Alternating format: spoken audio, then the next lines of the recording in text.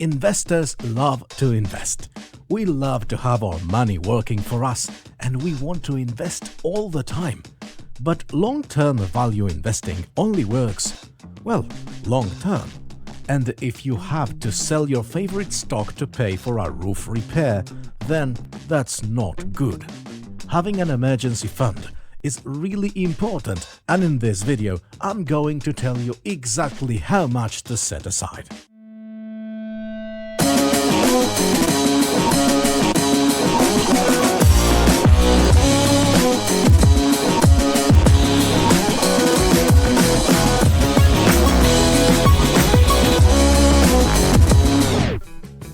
Welcome to Not Financial Advice. My name is Tobias. I'm an attorney and international finance expert, and today we will discuss emergency funds. But before we begin, believe it or not, these videos take ages to produce, so if you like them and you want to buy me a coffee, that would be amazing. I'm grateful already. Link down below.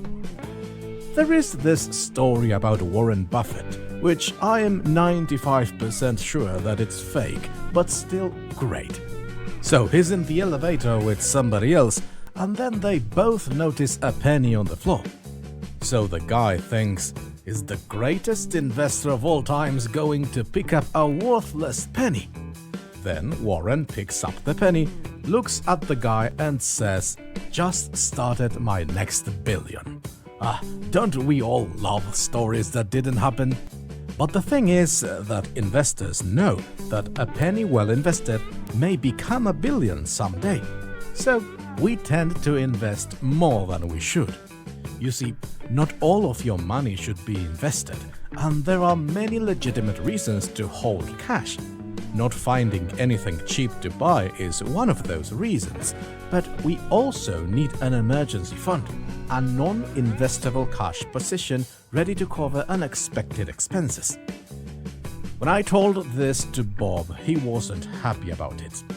"You mean I should hold cash? I'm losing money by doing that," he said. And the answer to that is yes and no, but mostly no. Value investors like myself only buy when the price is right. And when the price drops, it's impossible to know when it has reached the bottom.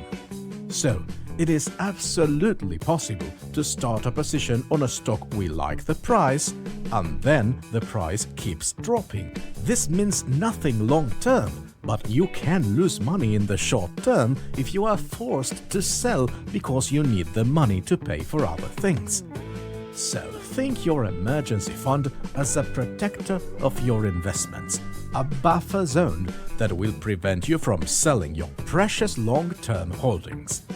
Let's hope not, but you could lose your job, or an important client, or your home needs repairs, or your car breaks, or you need some kind of medical care.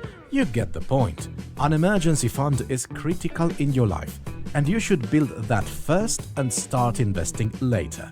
A few months ago, an article stated that most of the people in the United States don't have $1,000 ready in case of an emergency. This is just terrible, because you need that emergency fund, and you need much more than that. So, how much? How large should Bob's emergency fund be? It depends on the situation, but these are my numbers. I told him that if you are an employee, you need 6 months of salary. If you are an independent worker, you need 4 months of all expenses covered. The reason for that is that if you have a client-based business, it's really unlikely that your income goes to zero in one day, like it would happen to an employee if he gets fired. And if you have dependents, such as kids or older parents that you support, then add 2 more months. And if you are married and your household has another income, then subtract 1 month. Then Bob asked, "But where should I keep the money?" Well, not invested. A high-interest savings account could work, but not a term deposit. You need maximum liquidity. And if you can't keep up with inflation, then you need to add 3% to the fund every year. Yes, cash lose value, I know, but it's the price you pay to have a protector of your long-term holdings. And again, let's hope not, but an emergency fund almost never goes unused. So how much do you have in yours? Tell me in the comments. Thanks for watching, and you know the drill. Like, subscribe, notification bell, share and comment. And of course, remember that this is not legal advice and not financial advice either. This channel is only for education and entertainment. Although I am an attorney, my city, county, state, province and country may be different than yours. If you are looking for advice, you should always hire a local licensed professional.